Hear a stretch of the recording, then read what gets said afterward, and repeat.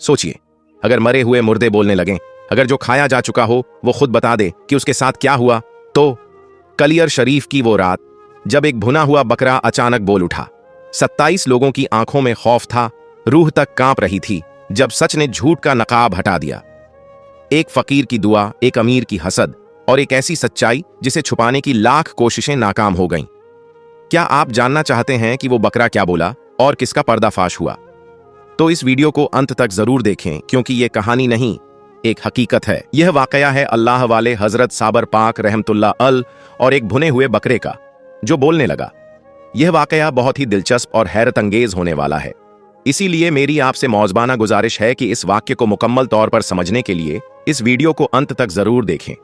मोहतरम नाजरीन, यह तो आप सभी जानते हैं कि हजरत साबर पाक रहमतुल्लाह अल बहुत ही जलाली तबीयत रखने वाले बुजुर्ग थे। आप रहमतुल्लाह अल का मुकम्मल नाम अली अहमद साबिर कलियरी रहमतुल्लाह अल था।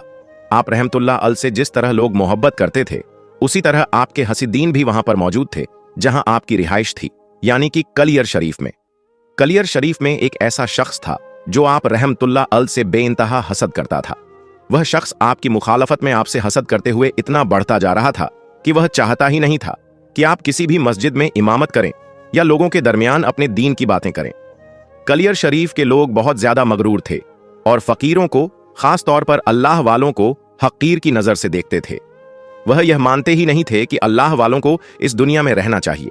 इसी वजह से वह शख्स जो कि अमीर भी था और आपसे हसद करता था, अपने हसद की वजह से वह रईस ए कलियर के पास पहुंचा। वह कलियर का रईस भी अल्लाह वालों को नहीं मानता था। वह कहता था कि यह फकीर शोदाबाज होते हैं, जादूगर होते हैं, लोगों को अपनी चिकनी चुपड़ी बातों में फंसाकर अपनी तरफ ले आते हैं और लूट लेते हैं।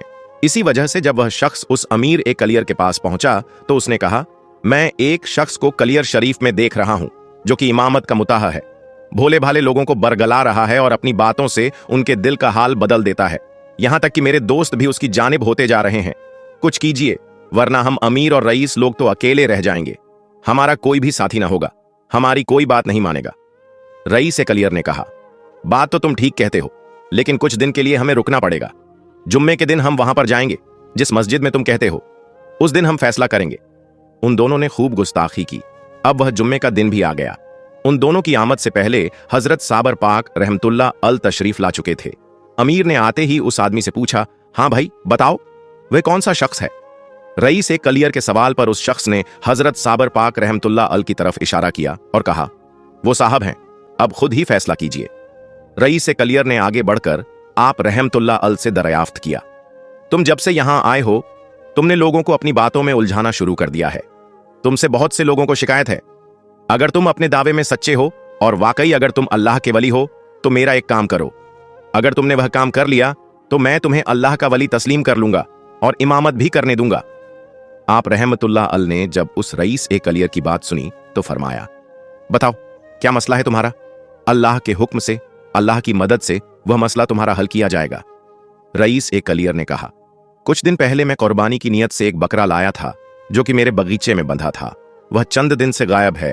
अगर आपने मेरे खोए हुए बकरे का सुराग लगा लिया तो मैं यकीनन आपको अल्लाह का वली तस्लीम कर लूंगा, आपके हाथ पर बैत कर लूंगा और आपको अपना पेशवा तस्लीम कर लूंगा।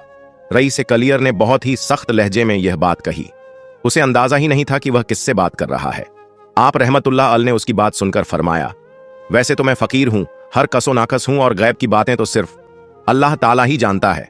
फकीर पर्दापोश होता है, अंदर के इसरार नहीं बता सकता, लेकिन चूंकि यहाँ के लोगों की इस्लाह करनी है, उनको सीधे रास्ते पर लाना है, तो इसलिए मैं आपको बताता हूं कि वह बकरा इस वक्त कहां है।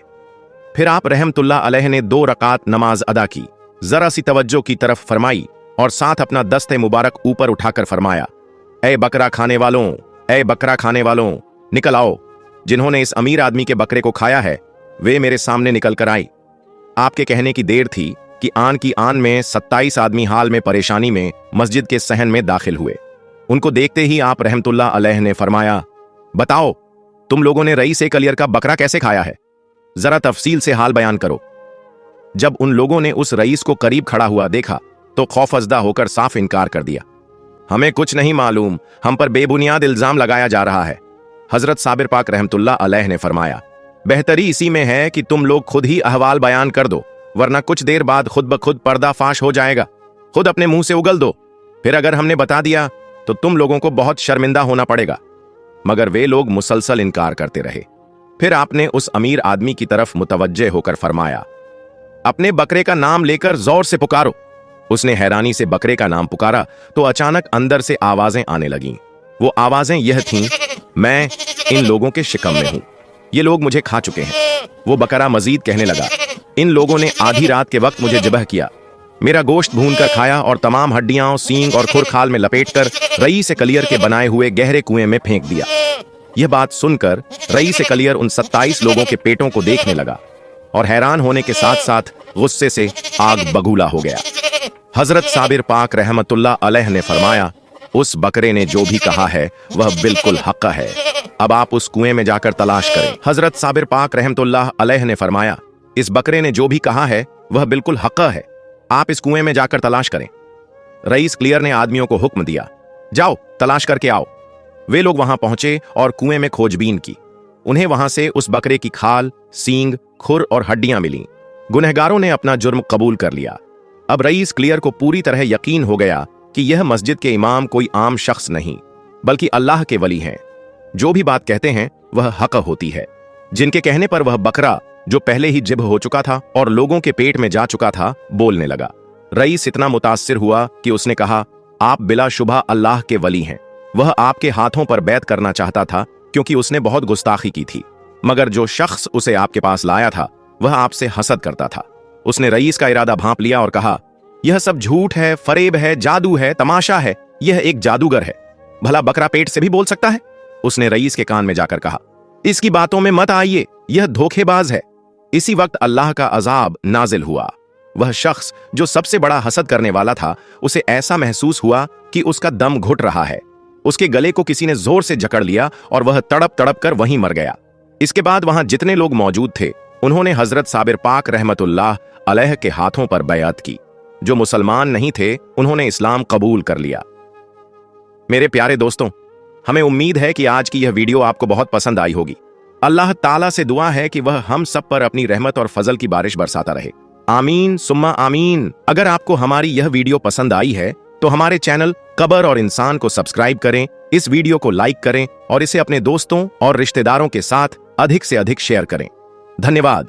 अल्लाह हाफिज।